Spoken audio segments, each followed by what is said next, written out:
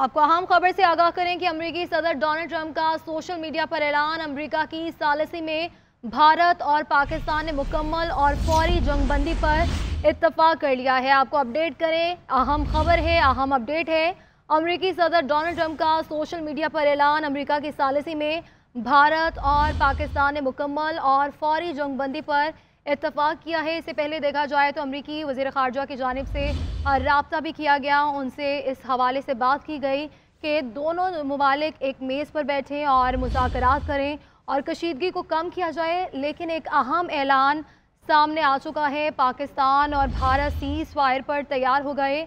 अमरीकी सदर का ऐलान, अमरीकी सदर डोनाल्ड ट्रंप का सोशल मीडिया पर ऐलान, अमरीका की सालिसी में भारत और पाकिस्तान ने मुकम्मल और फौरी जंगबंदी पर इत्तफाक किया है। ये अहम अपडेट है, आप तक पहुंचा रहे हैं। इससे पहले अमरीकी वज़ीर ख़ारजा की जानिब से राब्ता भी किया गया, इंडिया से भी और पाकिस्तान से भी, और दोनों ममालिक को ये तलकीन की गई कि ये कशीदगी को कम किया जाए और जो भी मामलात हैं मुज़ाकरात से हल किए जाएँ। पहले राब्ते भी किए जाते रहे, नायब वज़ीर आज़म इसहाक़ डार से भी राब्ता होता रहा, लेकिन अब बाकायदा ऐलान भी सामने आ चुका है। पाकिस्तान और भारत सीज़ फायर पर तैयार हो गए हैं। ये अहम डेवलपमेंट आपके सामने पेश करें कि अमरीकी सदर का ऐलान, अमरीकी सदर डोनाल्ड ट्रंप का सोशल मीडिया पर ऐलान सामने आया है। अमरीका की सालिसी में भारत और पाकिस्तान ने मुकम्मल और फौरी जंगबंदी पर इत्तफाक किया है। आपको बताएं कि जिस तरह से भारत की जानिब से बुज़दिलाना कार्रवाइयाँ जारी रही और जिस तरह से पाक फ़ौज ने भरपूर जवाब दिया, भरपूर कार्रवाई की, उसके बाद उनकी जानिब से जो अमरीकी वज़ीर ख़ारजा है इस हवाले से उन्होंने एक राब्ता भी किया और मनाने की कोशिशें भी की। उस हवाले से बातचीत होती रही और नायब वज़ीर आज़म इसहाक़ डार ने कहा कि हम इस मामले को देखेंगे। अब बॉल भारत के कोर्ट में जाती है, अब उस पर डिपेंड करता है कि वो क्या चाहते हैं। अब ये बाकायदा ऐलान आ चुका है, पाकिस्तान और भारत सीज़ फायर पर तैयार हो गए हैं।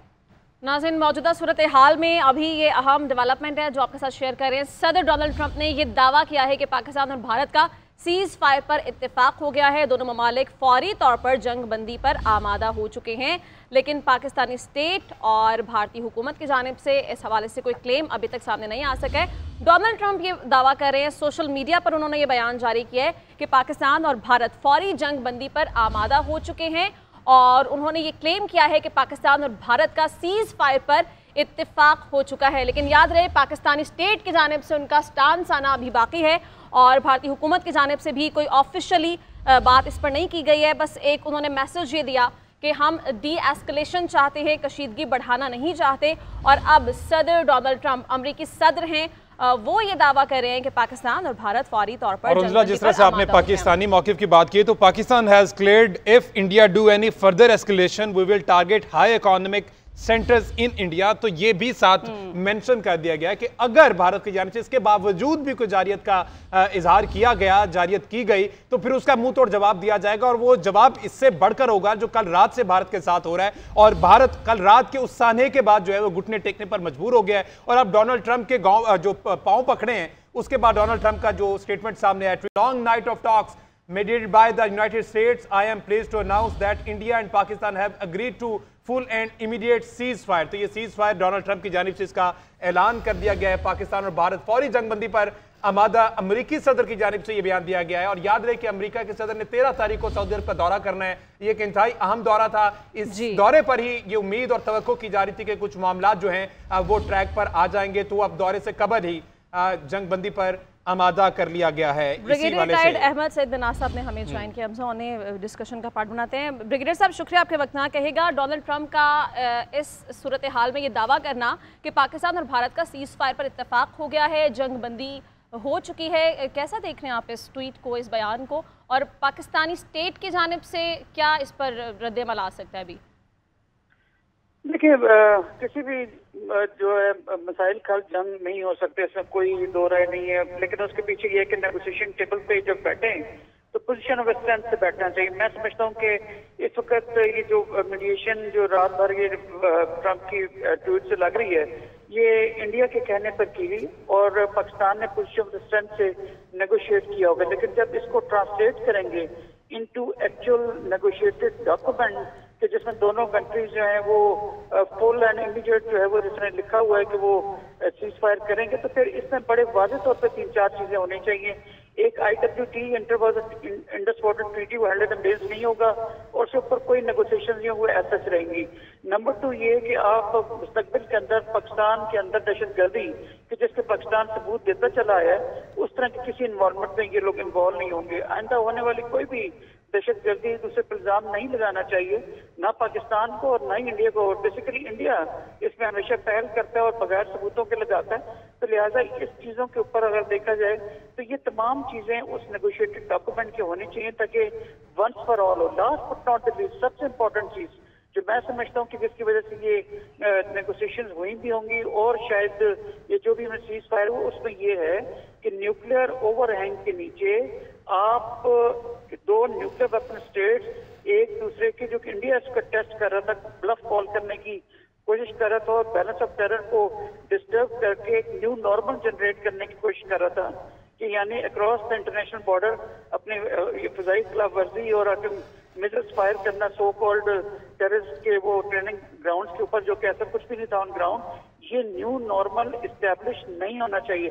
अब ये तमाम वो चीजें आई एम श्योर कि हमारी डिप्लोमेटिक कोर है वो इस चीज को अच्छी तरह समझती पहचानती है और जब बैठ के दोनों ममालिक अमेरिका की जो है वो मीडिएशन के जेरे उसमें एक किस्म की जो फैसिलिटेशन होगी उसमें ये पोजीशंस लाजमी होनी चाहिए। क्यों?